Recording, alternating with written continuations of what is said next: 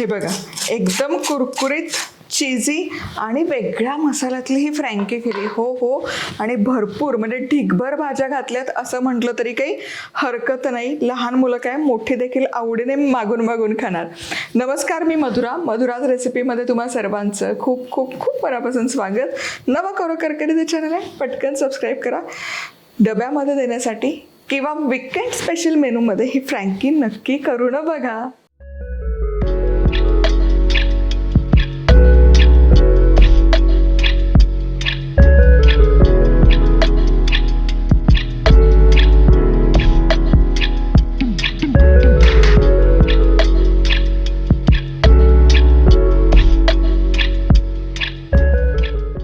चला, लेकीने छान तयारी करून ठेवली. आता साहित्य काय काय घेतलं ते बघूया.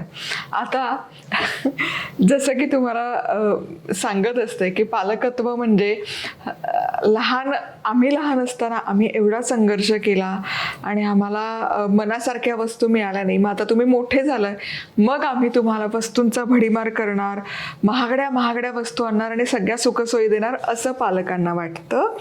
पण मला असं काय वाटतं, आपलं बालपण ओलटूनही जोवर आपली मुलं होतात तोवर आता तर किमान 25 ते 30 वर्षांचा कालावधी लोटलेला असतो. पण आपण 25 ते 30 वर्षांपूर्वीचं मागचं काढून आता मुलांना पॅम्पर करणं कितपत योग्य आहे.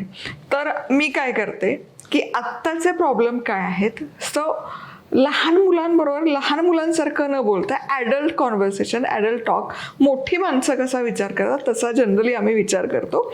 आणि हे गेली अनेक वर्ष सुरू आहे की आत्ताचे ग्लोबल प्रॉब्लेम काय आहेत की वेस्टमध्ये सगळ्यात कपडे तर प्रायोरिटीवर येतात. तर आम्ही मग त्याला एक ऑप्शन काय काढलं आहे की गरजेपुरती खरेदी करायची आणि गरजेपुरते कपडे ठेवायचे. त्यामुळे तुम्ही एनी टाईम व्हिजिट म्हणजे अशी सरप्राईज व्हिजिट जरी दिली माझ्या घरी तरी मुलांचे फक्त 2च कपडे तुम्हाला दिसतील. एकामध्ये रोजच्या वापराचे कपडे आणि एकामध्ये फंक्शनल कपडे. फंक्शनल कपड्यांमध्येही मल्टिपल सेट नसतात. रिपीट कपडे वापरण्यात काहीच कमीपणा वाटायची गरज नाही आहे, हे त्यांनाही चांगलं माहिती आहे. आणि याच्यामुळे आपण पर्यावरणाचं प्रदूषण कमी करण्यात एक नागरिक म्हणून सहभागी होतो याची त्यांना एक जाणीव याच वयापासून निर्माण होते. आणि मग फोमोमधून म्हणजे माझ्याकडे हे नाही ते नाही हे सगळं म्हणजे खूप मल्टिपल बेनिफिट्स यातून ते एक मुलं घडत असताना होतात.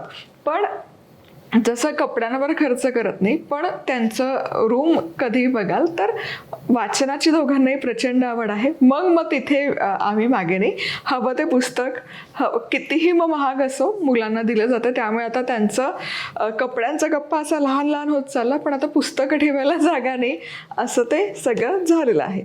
सो प्रत्येकाचा दृष्टिकोन असतो, पण आम्ही आमच्या पुरतं हे असं छान सॉर्ट आउट केलं आहे की गरजेपुरतं जे लिजरच्या वस्तू असतात, लक्झरीच्या वस्तू असतात ते गरजेपुरतं घ्यायचं.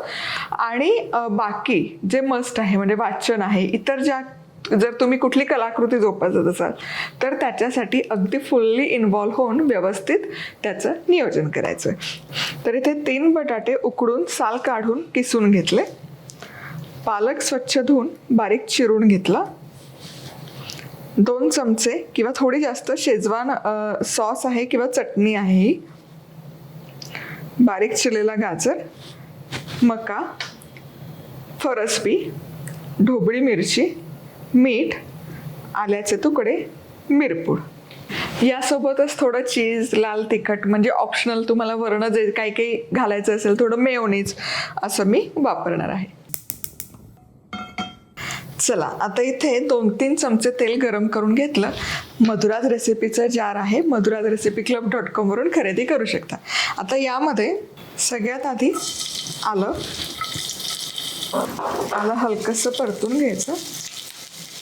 आल्याच्या फोडणीची चव या शेजवान रोलमध्ये छान उतरते. लसूण घालायची गरज नाही कारण शेजवान चटणी आपण इथे वापरतो त्यामध्ये भरपूर प्रमाणात लसूण असतो. आता यामध्ये फरसबी घालूया आणि ही हलकीशी परतूयात. फरसबी सोबत इतर भाज्या नाही घालणार, मिनिटभर ही परतणार कारण फरसबी शिजायला थोडा जास्त वेळ लागतो बाकी भाज्यांपेक्षा. चला, आता यामध्ये बारीक चिरलेला गाजर घालूयात, मका, स्वीट कॉर्न मका आणि ढोबळी मिरची.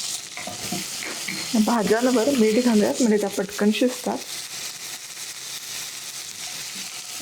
काय बहारदार दिसतात भाज्या. आता 5 मिनिटं भाज्या चांगल्या परतवून घेते. चल 5 मिनिटं झाले. त्यामध्ये हा बारीक चिरलेला पालक. पालक फार काही शिजवायची गरज नाही, कारण लगोलग उष्णता लागली की तो शिजलाच जातो. आणि या पालकासोबतच यामध्ये मिरपूड देखील घालूया.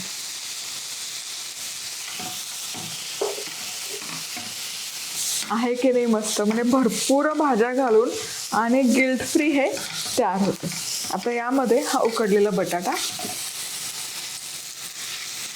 आणि बटाट्यावर मी हा सॉस घालते, भाज्यांवर नाही. भाज्यांमध्ये घातला ना की भाज्यांचा रंग पूर्ण बदलून जाईल, म्हणून हा असा वर्ण घालूया बटाट्यावर. त्यासोबतच मीठ बेताने घाला, कारण शेजवान चटणीमध्ये पण आहे ना भरपूर प्रमाणात मीठ असतं. आधी बटाट्याला हे छान मसाला लावून घेऊया आणि मग आता हे मिसळून घेऊया. आणखी चमचाभर चटणी वाढीव घालते. गॅस बंद करते. वा,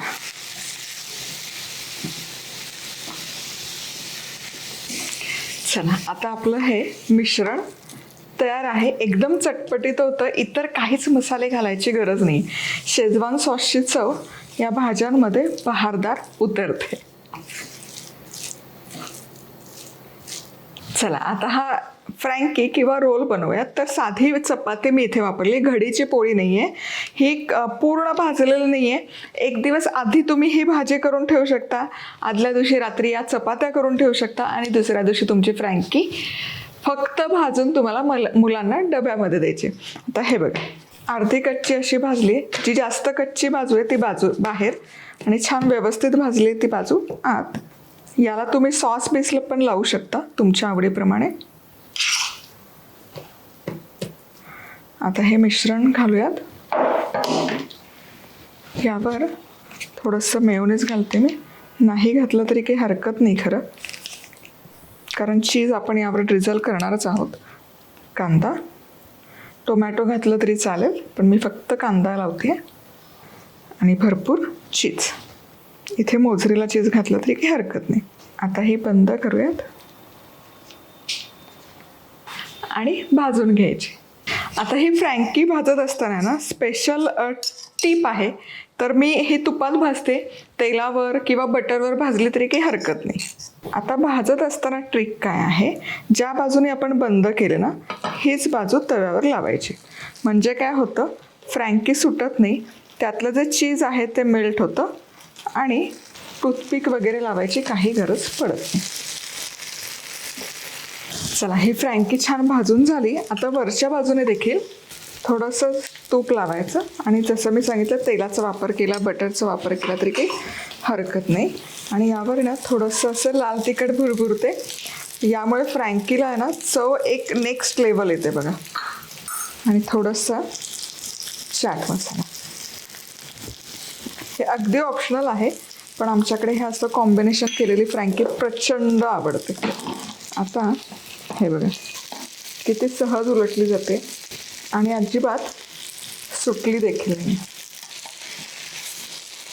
वा, एकदम खरपूस आणि बहारदार. थोडा मसाला बाहेर आला तर तो काय ढकला जातात. That's it.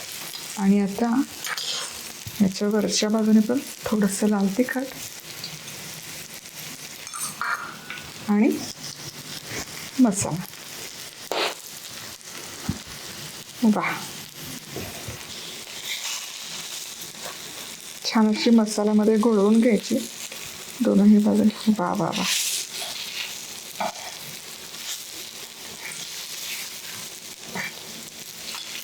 जबरदस्त. इतकं कमाल दिसते आणि ही अशी गरम गरम खायला तर अशी लागते, तुम्हाला सांगते. लहान मुलं काय मोठी माणसं देखील आवडीने मागून मागून खातात ही फ्रँकी. चवीला एक नंबर होते, रूपाला एक नंबर होते, एकदम खुसखुशीत डब्यामध्ये देण्यासाठी पण परफेक्ट आहे. आणि चीज लावलंय ना त्यामुळे ही सुटत नाही बघा. ही छान अशी चीज लावलेली बाजू खाली घेतल्यामुळे ना टूथपिक लावायची गरज आहे ना काही करायची गरज आहे. चला करून बघा आणि लाईक कमेंट सबस्क्राईब. पुन्हा भेटूयात. तोवर मस्त राहा, खुश राहा, आनंदी राहा, सगळ्यात महत्त्वाचं खात राहा.